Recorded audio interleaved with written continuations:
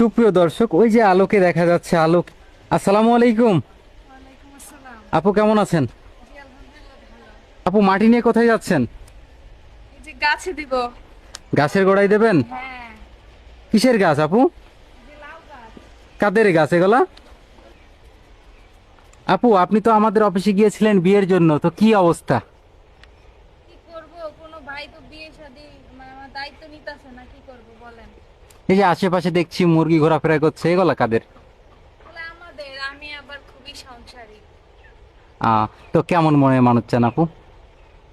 এই যে একটা সাধারণ ভালো একটা মন মানসিকতার একটা মানুষ চাই, বুঝছেন। তার টাকা পয়সা কেমন থাকতে হবে? না এইভাবে কর্ম করে খাওয়াবেন? কর্ম করে খাওয়াবো তাও সমস্যা নাই।